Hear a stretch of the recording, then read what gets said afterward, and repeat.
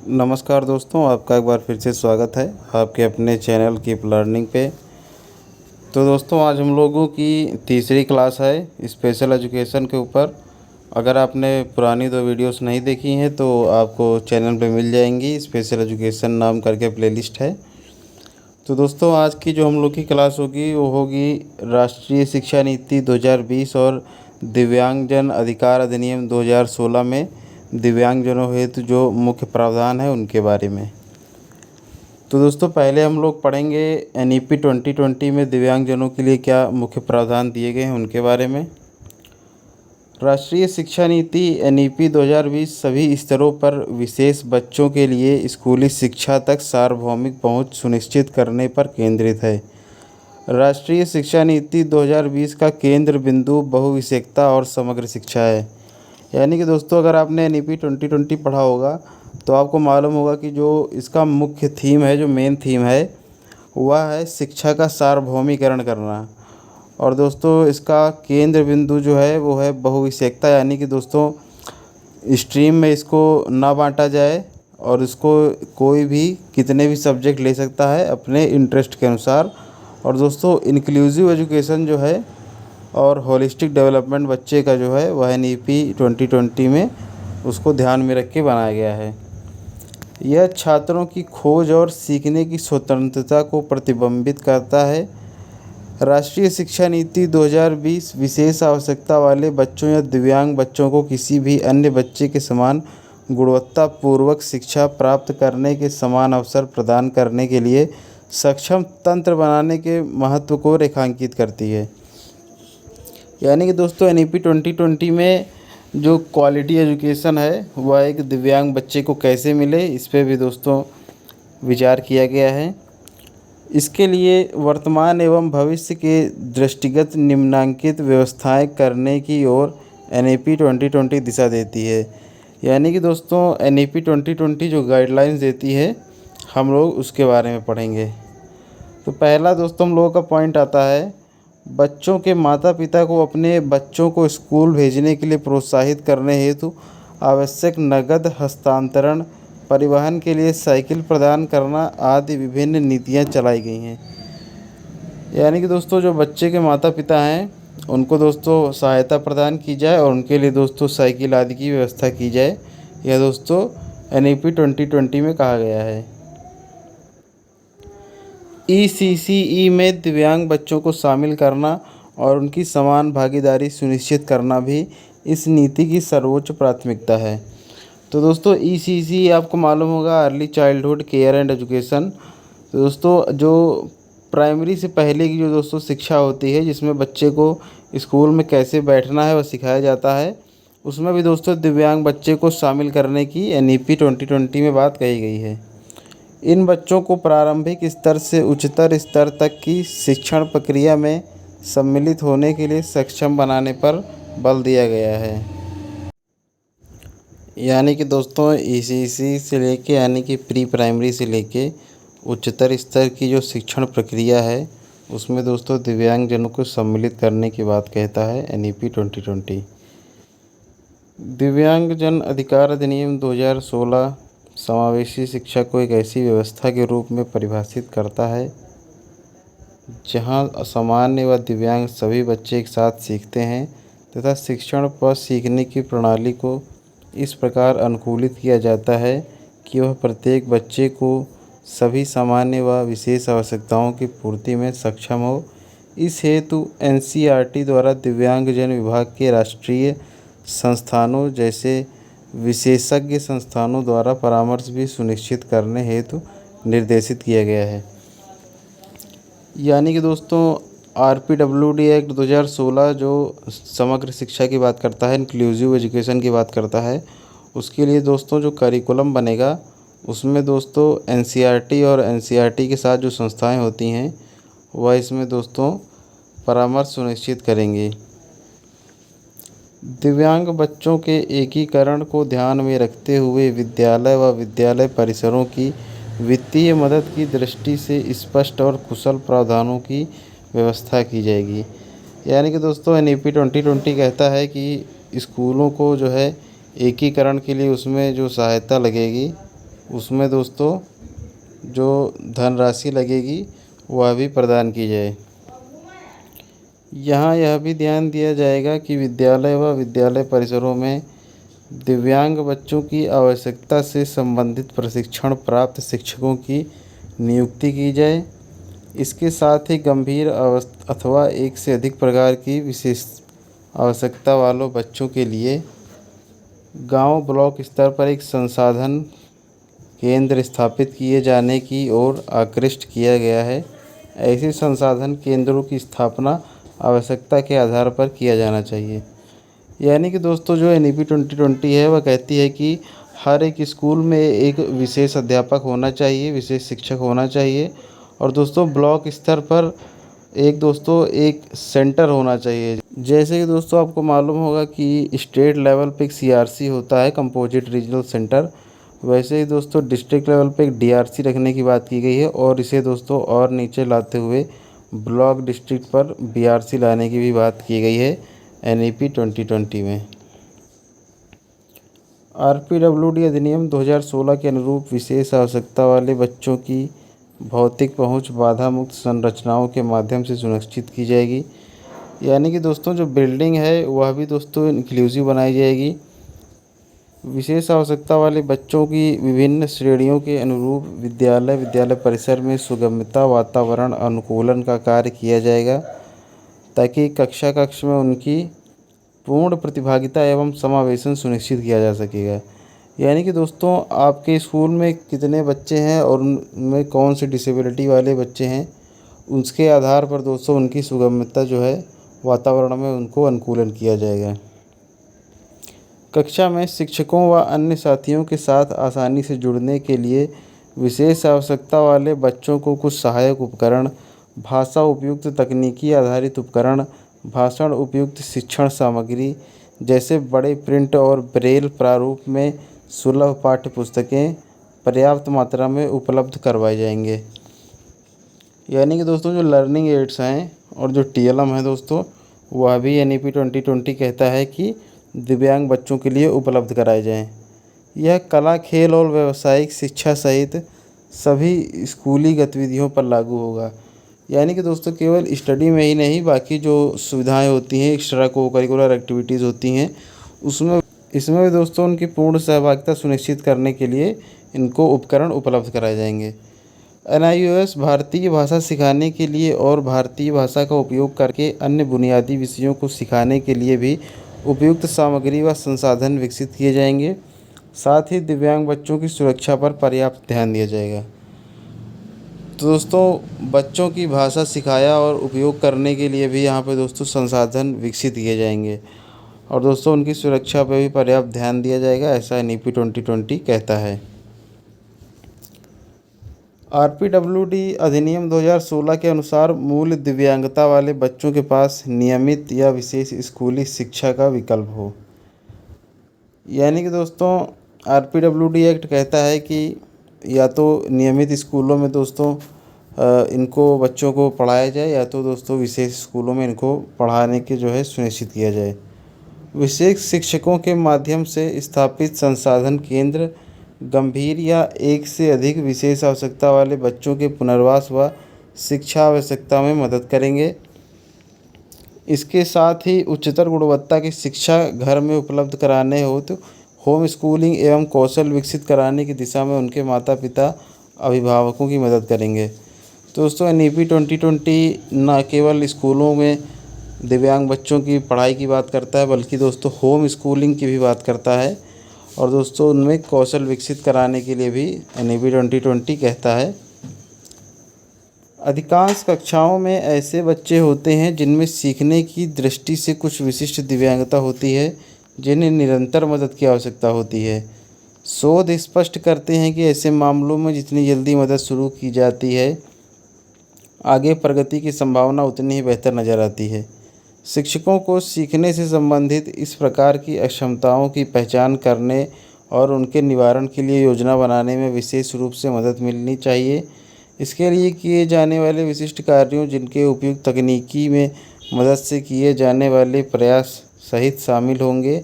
बच्चों को अपनी गति के अनुरूप काम करने की स्वतंत्रता देना, प्रत्येक बच्चे की क्षमताओं का लाभ लेने की दृष्टि से पाठ्यक्रम को प्रत्येक के लिए सक्षम व लचीला बनाना तथा साथ ही उपयुक्त आकलन और मूल्यांकन के लिए एक अनुकूल इकोसिस्टम बनाना। परख नामक प्रस्तावित राष्ट्रीय मूल्यांकन केंद्र सहित मूल्यांकन और प्रमाणन एजेंसियों दिशा निर्देश बनाएं। बुनियादी स्तर से लेकर उच्चतर शिक्षा के स्तर तक इस तरह के मूल्यांकन के संचालन के लिए उपयुक्त तरीकों की सिफारिश करेगी, जिससे सीखने की अक्षमता वाले सभी विद्यार्थियों के लिए समान पहुंच और समान अवसर सुनिश्चित किए जाएंगे।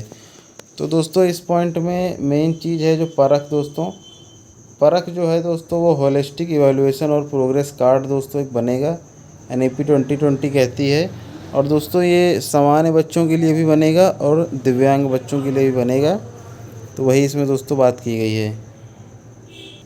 राष्ट्रीय शिक्षा नीति 2020 के अनुसार विशिष्ट आवश्यकता वाले बच्चे सीखने से संबंधित क्षमताओं के साथ को कैसे पढ़ाया जाए, इससे संबंधित जागरूकता और ज्ञान को सभी प्रशिक्षण कार्यक्रम का अनिवार्य हिस्सा बनाया जाएगा।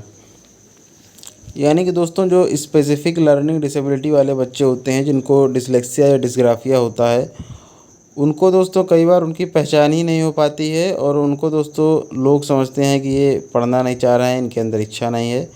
इसी प्रकार से दोस्तों इसका जो प्रशिक्षण है, जो स्पेसिफिक लर्निंग डिसेबिलिटी वाले बच्चे हैं, उसका प्रशिक्षण दोस्तों हर प्रशिक्षण कार्यक्रम में अनिवार्य बना दिया जाएगा, ऐसा दोस्तों NAP 2020 का कहना है। अब दोस्तों हम लोगों ने अभी पढ़े NAP 2020 में जो प्रावधान दिए गए थे दिव्यांगजनों हेतु। अब दोस्तों हम लोगों का जो सेकंड पॉइंट है उसमें हम लोग पढ़ेंगे कि RPWD एक्ट 2016 में क्या प्रावधान दिए गए हैं। संयुक्त राष्ट्र महासभा ने 13 दिसंबर 2016 को निःशक्त व्यक्तियों के अधिकारों पर अभिसमय को अंगीकृत किया है। अतः निःशक्त व्यक्तियों के सशक्तिकरण के लिए भारत की संसद से उच्च सदन द्वारा 1 दिसंबर 2016 को निःशक्त व्यक्ति अधिकार अधिनियम 2016 पारित किया गया तथा 27 सितंबर 2016 को राष्ट्रपति द्वारा इस पर संतुति प्रदान की गई। इस अधिनियम को 17 अध्यायों तथा 102 धाराओं में बांटा गया है। अध्याय 3 के अंतर्गत निःशक्त व्यक्तियों की शिक्षा का धारा 16 से लेकर 18 तक वर्णन है, जो निम्नलिखित हैं। तो दोस्तों आप लोग ये डेट याद रखिएगा और ये याद रखिएगा कि इस नियम में जो है 16 चैप्टर्स हैं, जिनको दोस्तों 102 धाराओं में बांटा गया है। अब दोस्तों हम लोग 16 से 18 तक जो धाराएं हैं उनके बारे में पढ़ेंगे, जो दोस्तों यहाँ पे प्रावधान दिए गए हैं दिव्यांग जनों के लिए। तो दोस्तों सबसे पहले हम लोग की आती है धारा 16। समुचित सरकार और स्थानीय पदाधिकारी प्रयास करेंगे कि मान्यता प्राप्त शिक्षण संस्थाएं दिव्यांग बच्चों के लिए सम्मिलित शिक्षा प्रदान करने का पालन करें। इस संबंध में निम्नलिखित उपाय करेंगी। तो दोस्तों इसमें कुछ सरकारी समुचित और स्थानीय दोस्तों जो पदाधिकारी हैं वह यहाँ पे उनके लिए क्या नियम है वो दिए गए हैं।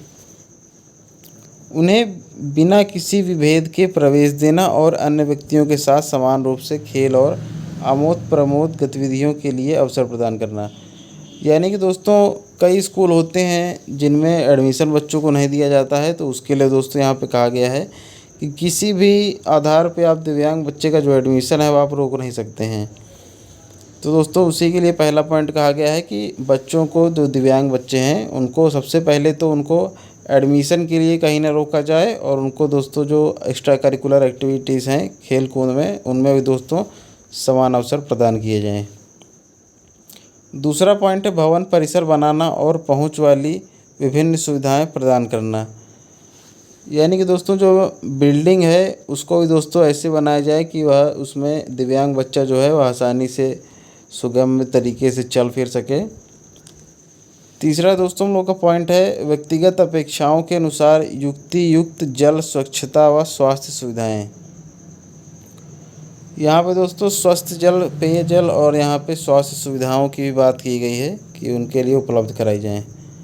पर्यावरण जो संपूर्ण समावेशन के ध्येय के साथ सुसंगत शैक्षणिक और सामाजिक विकास को उच्चतम सीमा तक बढ़ाते हैं, वे व्यक्तिपरक या यथा आवश्यक समर्थन प्रदान करते हैं।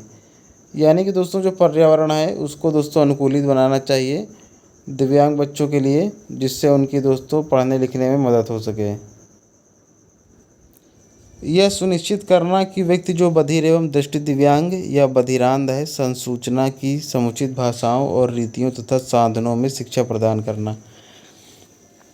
यानी कि दोस्तों जो विजुअली इम्पेयर्ड है दोस्तों, या फिर जो इसको मल्टीपल डिसेबिलिटी है डेफ ब्लाइंडनेस की, और दोस्तों जिसको हियरिंग में डिसेबिलिटी है, उसके लिए दोस्तों प्रावधान किए जाएं कि जैसे जो वीआई बच्चा है विजुअली इम्पेयर्ड है, उसको दोस्तों ब्रेल में जो है संसाधन उपलब्ध कराए जाएं। जो हियरिंग डिसेबिलिटी है दोस्तों उसको साइन लैंग्वेज के माध्यम से पढ़ाया जाए, और दोस्तों जो डेफ ब्लाइंड है उसको जो पेडोमा विधि होती है उसके माध्यम से उसको पढ़ाना सुनिश्चित किया जाए। छठा पॉइंट दोस्तों यहाँ पे हम लोग का है यथाशीघ्र बच्चों में विनिर्दिष्ट निःशक्तताओं की विद्या का पता लगाना और उन्हें प्राप्त करने के लिए उपयुक्त शैक्षणिक और अन्य उपाय करना। यानी कि दोस्तों बच्चों के अंदर जो हिडन टैलेंट है उसको दोस्तों कैसे बाहर निकाला जाए, उसके बारे में यहाँ बात की गई है। सातवां दोस्तों पॉइंट है प्रत्येक निःशक्त छात्र के संबंध में उसकी भागीदारी, लाभ प्राप्ति स्तरों के निबंधनों में उसकी प्रगति और शिक्षा की पूर्णता को मॉनिटर करना। यानी कि दोस्तों बच्चे में क्या दिव्यांगता है, उस हिसाब से बच्चा क्या सीख रहा है, उसका दोस्तों हम लोगों को मॉनिटरिंग करनी चाहिए, जिससे दोस्तों हम लोग उसे रेमेडियल टीचिंग दे पाएंगे। आठवां पॉइंट है यहाँ पे निःशक्तताओं वाले बच्चों और अधिक सहारे की आवश्यकता वाले निःशक्त बच्चों के परिवार के लिए भी परिवहन सुविधाएं उपलब्ध कराना। यानी कि दोस्तों जिनमें डिसेबिलिटी जो परसेंटेज है ज़्यादा है, जिन जो दोस्तों दूसरे की सहारे की मदद आवश्यकता होती है, उनके दोस्तों घर वालों के लिए परिवहन सुविधा उपलब्ध कराएं, ताकि बच्चा रोज़ जो है स्कूल आ सके और दोस्तों आसानी से घर भी जा। तो दोस्तों जैसा कि आपने देखा कि धारा 16 में बच्चे की भागीदारी को सुनिश्चित करने के लिए दोस्तों प्रावधान दिए गए हैं। दोस्तों अब हम लोग पढ़ेंगे धारा 17 को। सरकार और स्थानीय प्राधिकारी धारा 16 के प्रायोजन के लिए निम्नलिखित समुचित उपाय करेंगे। पहला दोस्तों निःशक्त बच्चों की पहचान करने के लिए उनकी विशेष आवश्यकताओं को सुनिश्चित करने और जिन्हें वह पूरा कर सकेंगे उसके विस्तार तक स्कूल जाने वाले बच्चों के लिए सर्वेक्षण संचालित करना, परंतु पहला सर्वेक्षण इस अधिनियम के प्रारंभ की तारीख से 2 वर्ष की अवधि के भीतर संचालित होगा। दूसरा दोस्तों यहाँ पॉइंट है शिक्षक प्रशिक्षण संस्थाओं को पर्याप्त संख्या में स्थापित करना। यानी कि दोस्तों जहाँ पे स्पेशल टीचर्स की जो है ट्रेनिंग दी जाएगी, उनकी दोस्तों संख्या को बढ़ाना। शिक्षकों को प्रशिक्षित और नियोजित करना, जिसके अंतर्गत निःशक्त अध्यापक भी हैं जो सांकेतिक भाषा और ब्रेल में अहिर्त हैं और जो बौद्धिक रूप से निःशक्त बच्चों के अध्यापन में प्रशिक्षित हैं। यानी कि दोस्तों जो टीचर्स हैं जो खुद दिव्यांग हैं, उनको भी दोस्तों इसमें शामिल करने की बात की गई है। सम्मिलित शिक्षा के समर्थन के लिए स्कूली शिक्षा के सभी स्तरों पर छात्रवृत्ति और कर्मचारियों को प्रशिक्षित करना। यानी कि दोस्तों सबसे पहले तो बच्चों को स्कॉलरशिप दी जानी चाहिए, और दोस्तों जो कर्मचारी हैं उनको भी यहाँ पे प्रशिक्षण की आवश्यकता है। पांचवा पॉइंट दोस्तों ये है कि स्कूली शिक्षा के सभी स्तरों पर शैक्षिक संस्थाओं के सहयोग के लिए संसाधन केंद्रों को पर्याप्त संख्याओं में स्थापित करना। वाक संप्रेषण या भाषा निःशक्तता वाले बच्चों के दैनिक संप्रेषण की आवश्यकताओं को पूरा करने के लिए संप्रेषण ब्रेल और सांकेतिक भाषा के साधनों और रूप विधानों को सम्मिलित करते हुए समुचित संबंधी और अनुकल्पी पद्धतियों के प्रयोग का संवर्धन करना। यानी कि इसमें दोस्तों जो वीआई बच्चा है उसको दोस्तों ब्रेल में कंटेंट अवेलेबल हो, और दोस्तों जो एचआई बच्चा हो उसको दोस्तों साइन लैंग्वेज में कंटेंट अवेलेबल हो, उसके लिए दोस्तों यहाँ पे बात की गई है। संदर्भित निःशक्त छात्रों को 18 वर्ष की आयु तक निःशुल्क पुस्तकें, अन्य विद्या सामग्री और उचित सहायक उक्तियाँ। यानी कि दोस्तों जैसा कि आपको मालूम होगा कि जो सामान्य बच्चे होते हैं उनके लिए 14 साल तक शिक्षा फ्री की गई है, उसी प्रकार दोस्तों जो दिव्यांग बच्चे हैं उनके लिए 18 वर्ष तक की आयु के लिए निःशुल्क पुस्तकें, अन्य विद्या सामग्री, यानी कि दोस्तों किसी भी प्रकार की कोई भी फीस न ली जाए। उन्हें ड्रेस, बैग और जो पुस्तकें मिलती हैं सब उन्हें निःशुल्क दी जाएं। 8वां दोस्तों पॉइंट है संदर्भित निःशक्त छात्रों के समुचित मामलों में छात्रवृत्ति प्रदान करना। यानी कि दोस्तों जो दिव्यांग बच्चे हैं उनको स्कॉलरशिप देने की बात कही गई है। निःशक्तताओं वाले छात्रों की आवश्यकताओं को पूरा करने के लिए पाठ्यक्रम और परीक्षा में उपयुक्त, जैसे परीक्षा पत्र को पूरा करने के लिए अधिक समय, एक लिपिक या सचिव की सुविधा, दूसरी और तीसरी भाषा के पाठ्यक्रमों से छूट के लिए उपयुक्त उपांतरण करना। यानी कि दोस्तों जो विशेष आवश्यकता वाले बालक हैं उनको दोस्तों एग्ज़ामिनेशन में एक्स्ट्रा टाइम दिया जाए, एक दोस्तों लिखने के लिए सहायक दिया जाए। तो वही दोस्तों यहाँ पे बात की गई है। 10वां यहाँ पे दोस्तों बिंदु है कि विद्या सुधारने के लिए अनुसंधान को बढ़ावा देना। यानी कि दोस्तों जो पर्सन्स विद डिसेबिलिटी हैं इनके क्षेत्र में दोस्तों रिसर्च को बढ़ाया जाए। कोई अन्य उपाय जो विहित किए जाएं दोस्तों, और भी दोस्तों इसके अलावा भी जो लिखित है उसके अलावा भी हम लोगों को उपाय करने चाहिए। यहाँ पे 11वां पॉइंट लिखा हुआ है। उसके बाद दोस्तों हम लोगों की तीसरी और आखिरी धारा 18 है। इसमें कहा गया है कि समुचित सरकार या स्थानीय प्राधिकारी प्रौढ़ शिक्षा में निःशक्त व्यक्तियों की भागीदारी को संवर्धित, संरक्षण और सुनिश्चित करने के लिए और उनमें अन्य व्यक्तियों के साथ समान शिक्षा कार्यक्रम जारी रखने के लिए उपाय करेंगे। यानी कि दोस्तों इसमें जो धारा 18 है इसमें सरकार और जो स्थानीय प्राधिकारी हैं उनको दोस्तों यहाँ पे कहा गया है कि सामान्य जो विशेष आवश्यकता वाले बालक हैं उनकी शिक्षा का जो कार्यक्रम होता है उसको दोस्तों जारी रखेंगे। तो दोस्तों आज की क्लास हम लोग की यही समाप्त होती है। अगर आपको वीडियो पसंद आती है, जानकारी पसंद आती है, दोस्तों वीडियो को लाइक करें और चैनल को सब्सक्राइब करें। धन्यवाद।